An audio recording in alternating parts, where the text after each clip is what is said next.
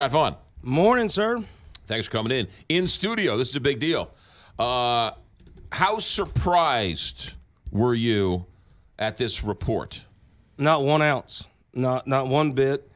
Look, I'll just start from the beginning. When I met him in 2015, you're a big-time St. Louis radio man. I'm just a simple white trash West Butler County hillbilly. But it seemed a little peculiar to me to go from a tailored suit wearing Obama supporter to a jeans and work boots right winger in the span of 20 months? Right. Seemed like a lot. And I think that there's literally been no authenticity in this man from the beginning. And yes, I predicted he would be a terrible governor and be a disaster. I was so wrong. It's far worse than I ever could have predicted. The report, since this first story came out, he kept saying it was a consensual relationship. It was consensual. I strayed. I apologize. It was consensual. Reading this report doesn't read like it was a consensual relationship. Not in any way. It's one of the most it's probably the most disgusting document to bear the state seal of Missouri on it. The woman cries. Her deposition by his sex crimes lawyers at Dowd Bennett, where they just made her sob. The whole thing is disgusting. And look, I think there's things that happen in life. And this is obviously not his best chapter. What validates every critic of him that ever criticized Eric Greitens is the fact he's insisting on taking the state of Missouri and its reputation down into his sex dungeon basement, and it's going to take years to overcome it. There have been high-profile Republicans like Josh Hawley and some others who have called for him either to step down or be impeached, but are you surprised there aren't more Republicans who are coming out in Jefferson City? There's a lot that are, but look, you can't imagine the amount of money this governor has. Very little of it from Missouri, and now none of it from Missouri. Pours in from San Francisco, Washington. I mean, it is more money than you can shake a stick at, more money than we've ever seen. And they play rough, I can tell you. They play rough with me. They fed op research to a guy he ain't on the radio anymore, but actually, I think many Republicans are now seeing they have the anti-Midas touch. If you want to get too close to this guy, it's a career ender. There is I guess what is being called the Ike Turner caucus of Republicans, led by Lyndall Fraker in the State House. It's I don't know if they wanted her to lose some teeth before they could condemn him. I don't really know. If you're still with Eric Greitens today, I don't think you should be making decisions. And if you ever run for office again, there'll be one hillbilly on shows like this reminding folks, no, this was the pro-domestic violence Republican guy. Ike Turner being the reference to the domestic violence Ike Turner who beat up Tina Turner. He probably, the one person that won this week was Ike Turner, because he might not be the most high-profile domestic violence person now. Eric Greitens might be that guy. What happens now? Josh Hawley came out and said he should step down. Peter Kinder came out and said he should resign. These are some high-profile Republicans, as Kelly said. But what's the next step now down there? Well, if you can imagine, you sign up to serve in the legislature, you're thinking, I'm going to cut taxes, or I'm going to get a road paved in my district, right? And now you're dealing with this, and the governor won't leave, and then the governor attacks the people. So 154-0 is what they formed this committee with. You couldn't get a resolution saying water is wet to pass 154-0 in Jeff City. These guys take their own time, a lot of their time. And look, I'll just tell you, a lot of folks in the legislature don't make that much money. And so you may live in like West Plains or somewhere, or Springfield, and you have to stay an extra day. You miss your family. They did the best they could do to put this report together in the time they had. And the governor, they asked him to come. They wrote him. They did everything they could do. He wouldn't come. And if you know the truth, why can't you say the truth? Right. If you have a lawyer that says don't say the truth, or we'll decide what the truth is at trial, that ain't the truth. And if a governor can't level with his own constituents, should he be the governor? And I think they said they want to wait to move for impeachment after session. I don't think that'll hold. I think Republican women like Marcia Hafner, like Kathy Conway, I think Dianne Franklin has totally flipped her position and is going to be we're not going to vote on procedural motions with the Republicans until you make serious steps to get rid of this governor. The Democratic leader said it shouldn't be 5 weeks from now, it should be 5 minutes from now. I don't understand how you could read that report and not have your mouth aghast and not say this person should. I'm not saying he should go to jail. I don't know that. I'm saying that anybody with half a conscience should say he should not be the governor of Missouri. What's interesting is John Deal resigned after the text messages were came to light of him sexting and texting inappropriate comments. Rod Jetton stepped down. A lot of people who have sort of been caught up in some of these scandals. You're talking about two men that had some care and concern for the state of Missouri. Mike Keogh said it best. The state of Missouri is bigger than one man. It has been true from the start that no one and nothing is bigger than this man's ego. Scott Faughn with us from the Missouri Times. We're hearing on the text line last couple of weeks, there are people out there who still support him, who say there's members in NAMBLA too. It's a conspiracy, it's a witch hunt. It was consensual. It was a private matter. It happened before he was governor. How does that sound coming from Jefferson City? I think maybe there's probably. So they had a caucus yesterday before this came out, and they presented it to their members. I would say you had maybe a dozen out of 117 who said, well, there's some technical issues. We should wait and see. There's a court case. And then you had 5 or 6 that were like, I don't care what he does. I'm with Eric Greitens all the way into the basement. The vast majority of that caucus was not there. They're not gonna let him do that. Mm-hmm. Todd Richardson, in all honesty, might be the most honorable person to ever be the Speaker of the House. He was very slow. This is taking a long time. This story broke the state of the state January 9th. Right. We're sitting here in the middle of April now. He went very methodically. This committee took 40 days. Frankly, most of the report is what they took from her statement the first week.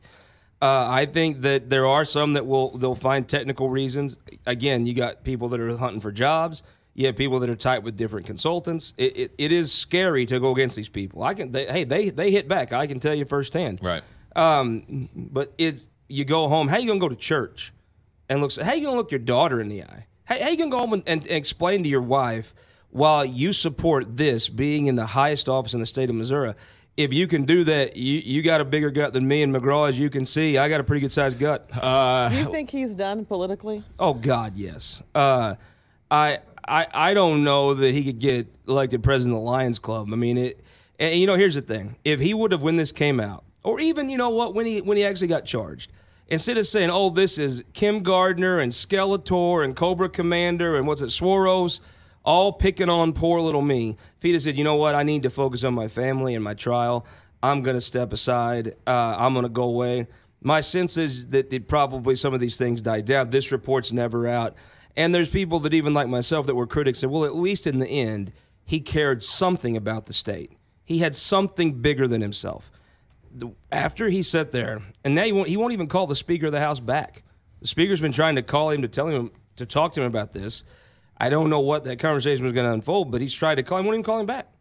After this, if you can get elected, then I'd be shocked of my state. Did the governor know what was in this report? Was he given a report before it was released? He did this stuff. He lived it. But do you think? No. Did he see the report before the rest of us saw it yesterday? I don't think he did, but I know this. Well, I'll break a little news right here on the air.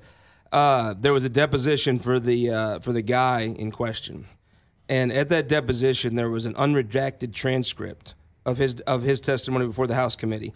Now the House committee is telling me they didn't give it to him, so one member of that committee had to give that unredacted copy out to the sex crimes attorneys over at Dowd Bennett, and so he knew what was in what she said. You have to think if they gave the guys the same, whatever member of that committee gave him the woman's. So they knew what was out there. So hold on a second, back up a second. This is important. You're saying that the deposition for the husband, you're saying was going on. Yes. Yes. And that Dowd Bennett had a copy of his report or his deposition from the committee in Jefferson City. That's exactly what I'm saying. Unredacted. So somebody from the committee had to give Dowd Bennett that deposition before it was released to the public. That's exactly what I'm telling you. So I believe that if they gave him the guys, I think logic says they gave him the woman's, plus everybody in Jeff City was. I was shocked. The expectations, you could have cut the tension in a knife in that place the last 2 days. The expectations for this report were built so high, I assumed it would come under expectations. I think the governor's PR people and his sex crimes lawyers over at Dowd Bennett were raising expectations, and actually the heightened expectations were surpassed. I mean, there were mouths dropped. Yeah. What was confusing, or what didn't match the hype, was I was expecting a consensual report where two consensual people did some dalliances that might be a little strange, but if it's two consenting adults, so be it. But what we got was this was not a consensual relationship. Not at all. I mean, this would make Harvey Weinstein blush. Yeah. I mean, it was that disgusting.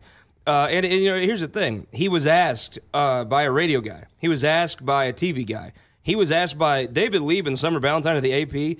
They almost had him in the fetal position with their interview. Their interview was very hard-hitting. Did you take the picture? He would never answer.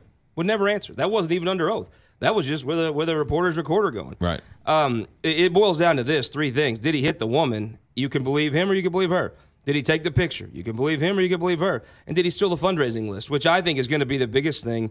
I would say that Josh Hawley, what he said about this, Claire McCaskill is Muhammad Ali of Missouri politics. If you like politics, watching her operate, she's a pro's pro.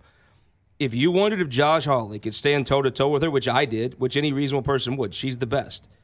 Watch how he's handled this. That's the kind of person, regardless of party, you want making decisions for the state and the U.S. Senate. I think he's going to charge him along with Kim Gardner, and I think that there'll be no Republicans left that's not on the payroll. All right, so explain this to me. They're gonna wait for the Josh Hawley report on the email scandal, or they're gonna go with this report. They're talking about a special session.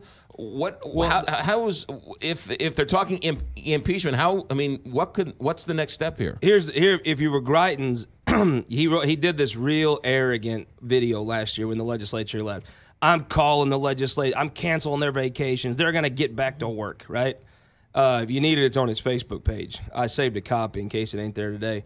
I think that he thought he could run out the clock, and then I don't think this governor would be calling the legislature back or canceling their vacation. I think he'd be helping them book a vacation. And I think the speaker wants to take that off the table, that you're not going to run the clock out. We're going to deal with this. He wants to delay and confuse and take the situation and make it as murky as possible.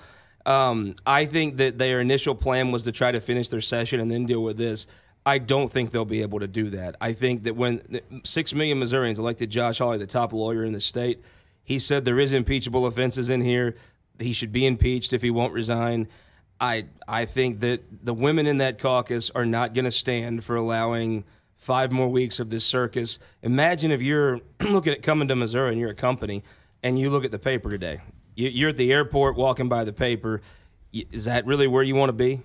Scott Faughn with us, the publisher of the Missouri Times. I just want to clarify what you said earlier, and then we'll get you out of here. You're saying that during this city trial deposition, the husband was in his deposition, and you're reporting, or you're saying that Dowd Bennett, during that deposition, referenced the husband's deposition down in Jefferson City, which you believe means that somebody from that committee leaked that deposition to Ed Dowd before it was presented to the rest of us. Let me go further. Both of the people involved say they had unredacted copy. There are redacted copies of their depositions out there to get, but only members of the committee had the unredacted transcripts. I'm saying they had the thing printed off in dead trees, sitting on the table. Is that against the law? Was it against ethics? Was it against? Well, it's obviously unethical. I don't know if it's against the law. I assume it's not. I'm more adept at breaking laws and knowing what they are, but I know that it's highly unethical. And my point is, you asked me that if the governor knew what was going to be in this report, I'm telling you that if it would stand to logic that if they leaked the second most important deposition, they probably leaked the most important. Scott Faughn, publisher of the Missouri Times. What's the website? MissouriTimes.com. You can find us on Twitter at Missouri Times. And this Sunday on This Week in Missouri Politics on ABC 30, more of this conversation? If there's something else going on in Missouri politics, somebody let me know. And that is on what time, ABC 30? Be on at 11 o'clock after Stephanopoulos. Scott Faughn, thank you for your insight.